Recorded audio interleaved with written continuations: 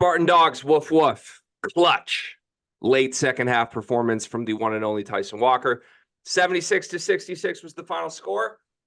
This one kind of had a lot, I think, from a viewing perspective. I don't know if you'll feel the same, but there was whoa, this is like a close game. That's interesting. And then there was whoa, Minnesota's making tough shots. That's fun.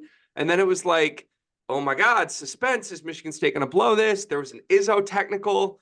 And then in the end, it was no, our All-American candidate's going to go be the All-American in the final 4 minutes. I don't know, kind of a fun game, more fun than I anticipated it would be. Ultimately, a 10-point victory for your Spartans. Woof, woof. How you feeling?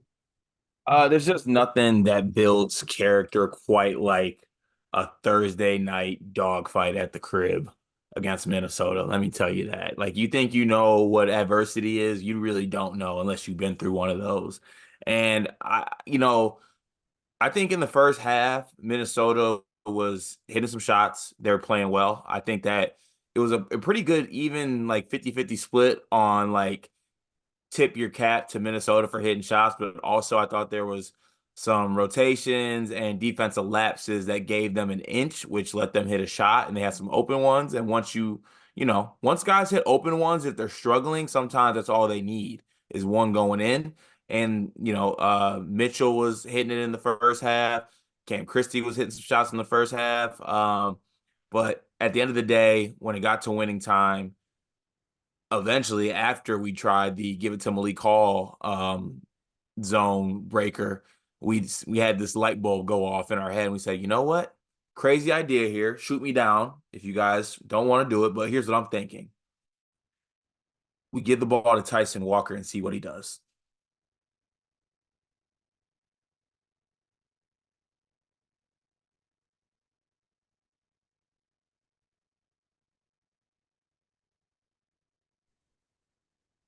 Sorry. What'd you say?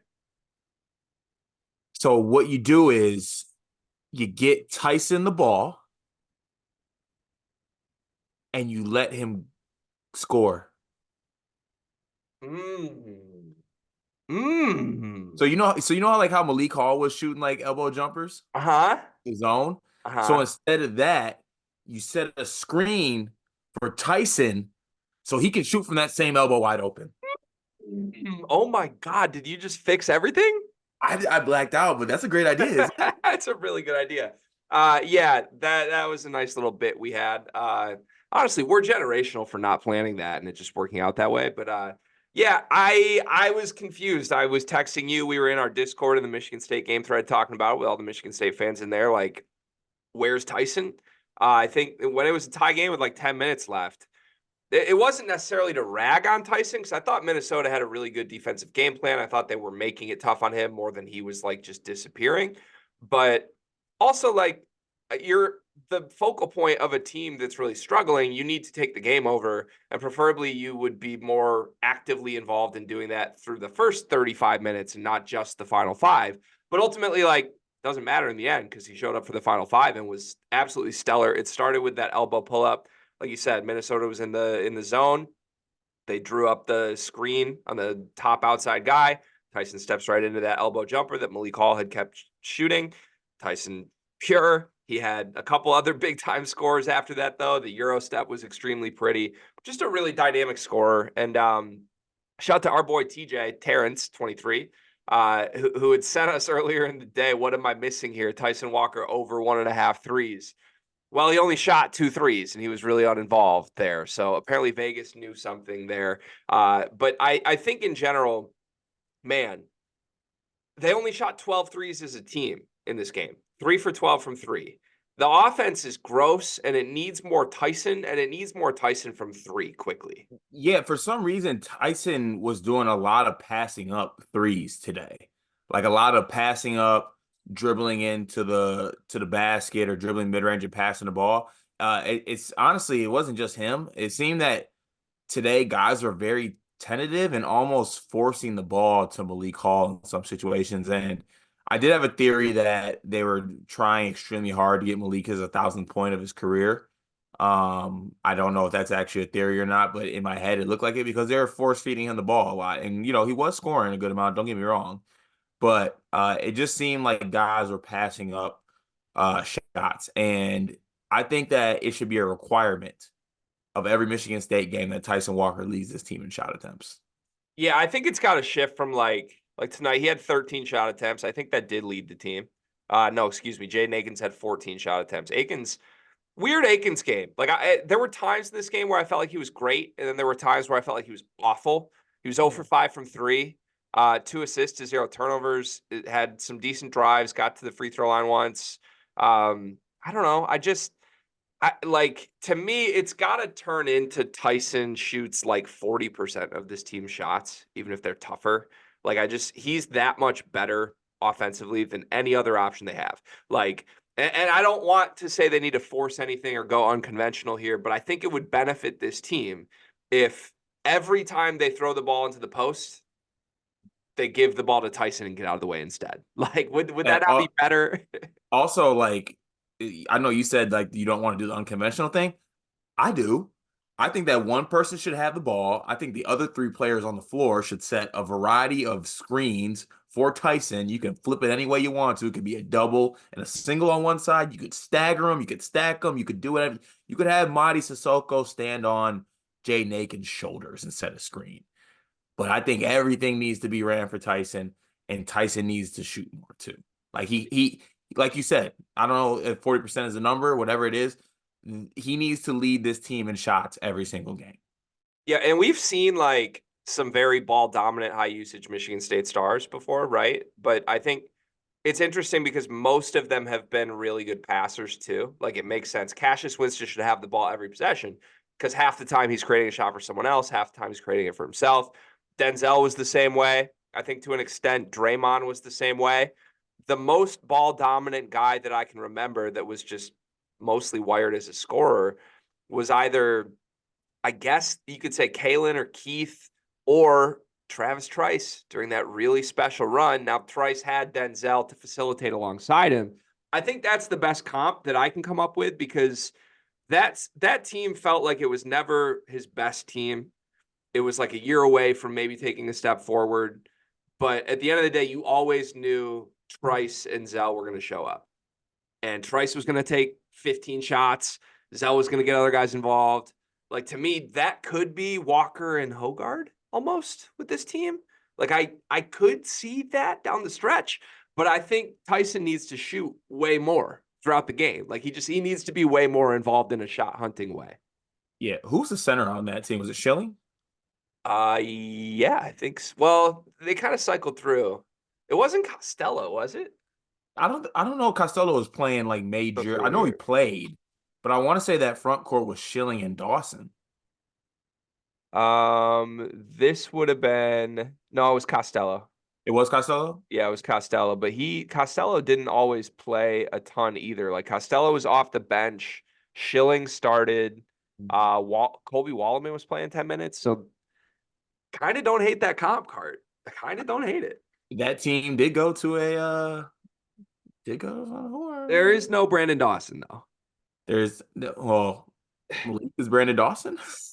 Yeah, I don't know, but I don't know. I'd have to look it up, but my strong suspicion is Trice was just more of a shot hunter than Tyson has been. But I also, I mean, I know we're a Michigan State centric podcast, but I do want to make sure we take a second to give Ben Johnson his flowers for coaching this game. Whoa. I really think he did a great job. I think that defensively, the strategy of basically they were face guarding Tyson at every turn. So the guy who was guarding Tyson, complete face guard, Tom Izzo has that floppy set that he loves. And the defender made sure that it was kind of like a hard help so that, even if there was a little bit of screen on the face guard, that guy was still able to get through and basically deny Tyson touches, which I think threw him off of his game. And honestly makes a lot of sense when you are guarding this Michigan State team because, the centers aren't a threat to slip that screen for a dunk or a layup, really. That's not really their game or catching the ball. So I actually thought that Ben Johnson had a great defensive game plan in this game. And I do think that, that did lead to some of Michigan State's offensive struggles at points. Yeah, one of my biggest takeaways from this Big Ten season thus far is Ben Johnson can coach. I like the stuff he runs. I saw it in person. The only game I went to in person this year for Michigan was Minnesota at Ann Arbor. And like, it was just staggering. Like his team was so locked in, really together, really focused group. I think it's only going to get better for them. Like we mentioned it in the Minnesota Michigan recap a while ago, but every single player on this team could come back. They don't have a senior in the rotation, and I think they're, I mean, pretty damn good. Elijah What'd you? Hawkins is leading the Big Ten in assists, by the way. Yeah, he didn't play tonight. I know. Like that, and Do you Pharrell Payne is think? still, and Pharrell Payne's still not 100%. Do you think it's a different game with Hawkins? You know, Hard to say it's not because like he yeah, leads the Big Ten in assists. hard But to say it's not, but also at the same time, we've never seen other guys on the team necessarily have the ball in their hands as much as they would if Hawkins was out there. And in the first half, it worked extremely well. Like Mitchell was better than I've seen him all year in the first half. yeah, okay. Mitchell's had some games like this for the Has record. he? Yeah, he was this against Michigan. He was better against Michigan. He had Really? 18 points, 4 for 9 from 3 against Michigan. He was 14 points, 3 for 9 against Michigan State tonight. But even the games before that, 18 against Maine, 5 for 8 from 3, 20 against Ball State, 4 for 5 from 3. He's got a lot of like big time shooting games. But yeah, the ones he was hitting tonight were definitely tough. Just a good team though. Like they got dudes. That was one of my takeaways. Is like they got dudes. Dawson Garcia, dude. Hawkins leads the conference in assists. Mike Mitchell can be a dude. Pharrell Payne, dude. He might be their best player. We haven't even talked about him. I know you're gonna laugh this one off, but like I think Cam Christie's gonna be a dude. Like he really does not look far off from what Max was as a freshman, and he's gonna be here 4 years. Yeah. And you know that, did you hear that on the broadcast? He's the second youngest player in Division I college basketball. That's crazy. It's crazy. Yeah. And I know like the Izzo was doing the Max is better chant, which I want to get your thoughts on just on record in a second. But like the thing is, like, if you just watch his game step back, he really looks a lot like Max did his freshman year right now. Like they do a lot of the same things. That's not to say he's a great player, but he's a guy. He's a guy out there, and he's only going to get better over the next 4 years. What did you think of the Max is better chance? Well, I think Cam's better. That's the thing. That's where I was at too. I mean, it's the classic, but actually, no, it's not the classic because they did do the Foster's better chant. Mm-hmm. That's not true. So I guess the Izone is 2 for 2 on being wrong about that. Like Fletcher is better than Foster, and Cam is better than Cormac. Yeah. Huh. Yeah, I don't know. I have no problems with the chant, but I don't think it reflected reality at all. Yeah, no, but I am in on with you on that Minnesota for next year thing. Okay. Like You've come a long way on Minnesota. You said this was the worst high major team in basketball in the preseason. I have, and I've apologized to it both on here and to a couple of the loyal Gopher fans that make sure they approach our sleepers DMs all the time and let them know or let me know what I said about them. And look, obviously, I did say they were going to be the bottom dweller seller of the Big Ten. They're a lot better than that. Ben Johnson is, I think, actually has something there. Like his next few steps moving forward could mean a lot for Minnesota basketball as a whole. Now, I'm not saying it's like, oh, all of a sudden 1 to 2 years Minnesota's competing for Big Ten titles, but like the trajectory of the program, I like it. Like I like what Coach Johnson's doing. I like the pieces. Even if they just brought back this same team next year, like this same team, and one more year, and some of this is the first guy, first year playing together with the transfers they got in, Mitchell, Hawkins, all those guys, like year 2 of being a transfer. I could see this Minnesota team, being like a top 6 team in the Big Ten. Yeah, he's going to look great in maize and blue. You want Ben Johnson to Michigan? Yeah. Yes, I do. Look, I'm down bad. There's a whole recap coming for that, but yeah, I would not mind him. 19 turnovers for Minnesota, 5 for Michigan State. They lose by 10. Story of the game. Yeah. Do you think like were those forced? Like, did Michigan State force most of those? You think, or was Minnesota just sloppy? I think Minnesota was a little bit sloppy, and that's the downside to. I think if they had Hawkins, it would have looked a lot less sloppy.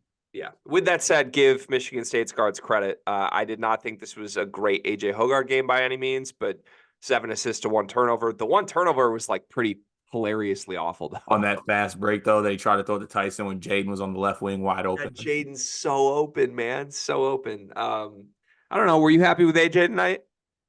I the I for the most part I was, I guess, because it wasn't like a no-show game out of WAP.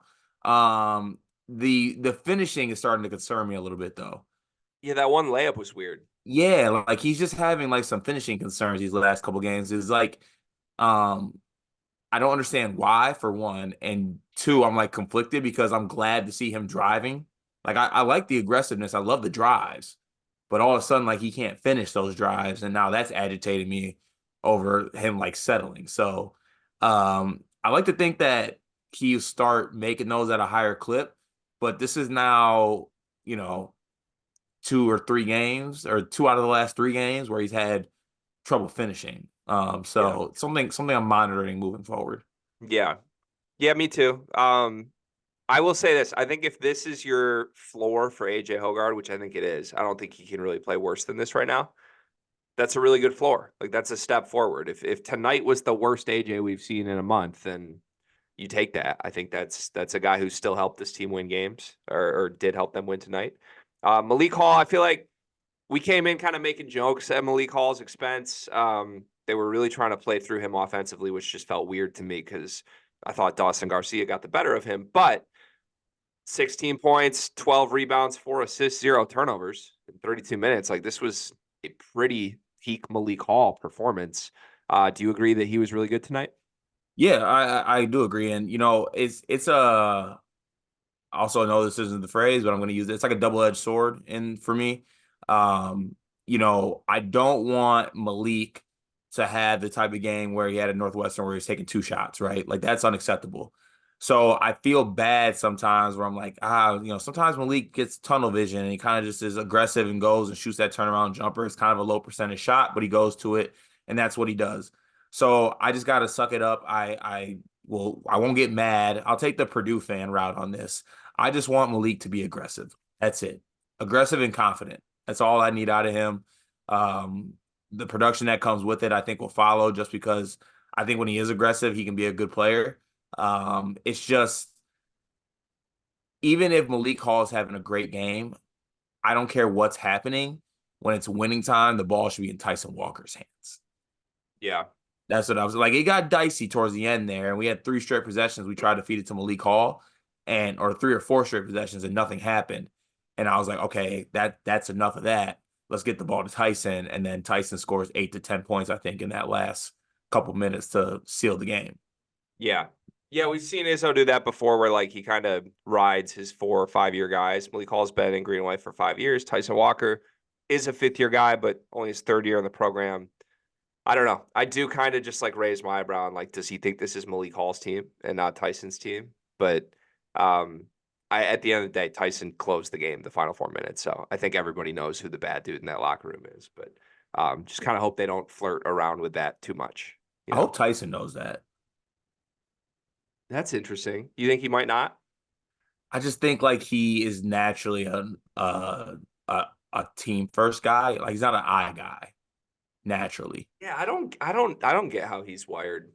Like I think he's a great team player and a great leader and all that, but I don't know. It just like I feel like there's something there for him to like be a stone cold killer that's Like not you all the way you there. see like flashes for like those 4 minute stretches where he like knows he's the baddest MFer on the floor, and he's just like that guy can, and he kind of flips that like killer instinct switch. Yeah, the And I feel like Tomonaga. that and I feel like that should just be on go the whole game.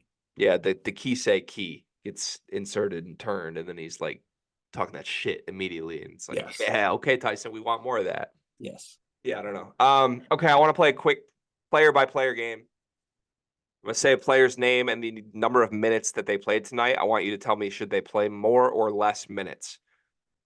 Okay. And I kind of have to give you the game. Like, should they have played more or less minutes in this game? Or if they played Minnesota at home again next game, would you want them to play more or less minutes? Okay. Tyson Walker, 33 minutes. Is the option like I'm good at that? Like that's Yeah, more or less, just right. actually F that more. AJ Hogard, 32 minutes. Just right. Malik Hall, 32 minutes. Less. Jaden Akins, 29 minutes. Less. Madi Sissoko, 21 minutes. That's just right. Trey Holloman, 22 minutes. Ugh.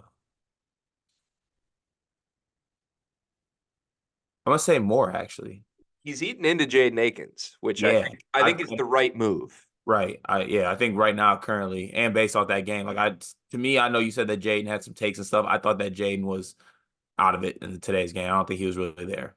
I I just don't think think he was. Trey Holloman is better than Jaden Akins right now, which we keep saying this in recaps, and it's crazy, but I think that's where we're at. All right, the fun ones. Carson Cooper, 18 minutes. Ooh. Less. Cohen Carr, 9 minutes. More. Jackson A lot. Kohler. A lot more. Jackson Kohler, 2 minutes. More.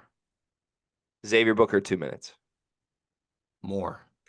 See, I don't think you should be allowed to say more for both the last two. Okay. All right. Wait. I would bet if we added everybody up, you're over 200. Okay. Yeah, you're right. I am over. So Kohler more. Yeah. Booker same. More, a little more. I think Booker should get 5 to 8 minutes every single game. Like, I'm not asking for anything crazy, just 5 to 8. So if you want Jackson and Xavier to both get a real run, then one of two things needs to happen. Either Cooper's out of the rotation completely, or Malik Hall plays 20 minutes instead of 32 minutes. But like, they can't all, like, you can't play 6 guys at the 4 and the 5. So to me, Bump Malik down to like 25 to 26 minutes. here's my answer. I don't know why you would do that with how good Malik's been. The answer is this, and it's not super fun to hear, but I think the answer is this. Xavier Booker shouldn't play. He's not showing anything. I'm sorry. Like, it sucks that we're at this point. Hey, he had a good pass today. That was a nice little pass to Coop for the dunk. It sucks that we're at this point, but like, he shouldn't play, and Izzo has correctly assessed he shouldn't play. If you want to give Kohler minutes, they need to come at Carson Cooper's expense, not alongside him. So, what was they had a Cooper Madi lineup for a minute? Yeah, the end of the game was Cooper Madi. What was going on there? I don't know.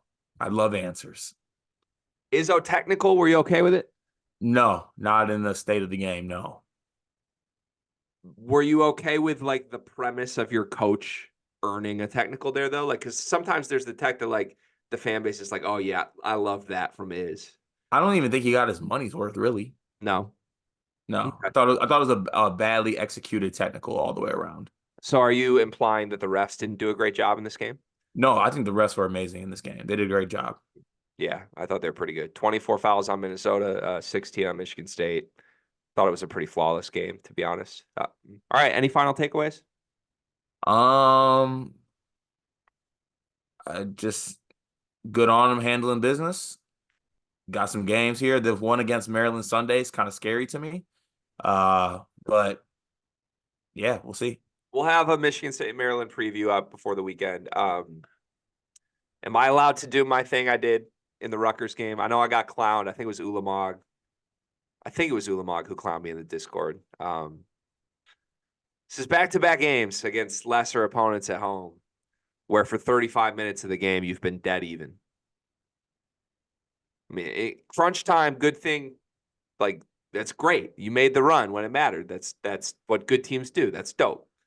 But like, concern level, nada in the way that you've won these 2 games.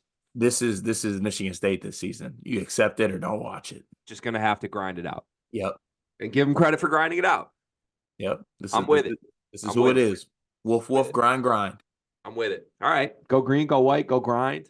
Woof, woof. Spartan Dogs in a building. 11-7. Feel me. One more win away from 500 in conference.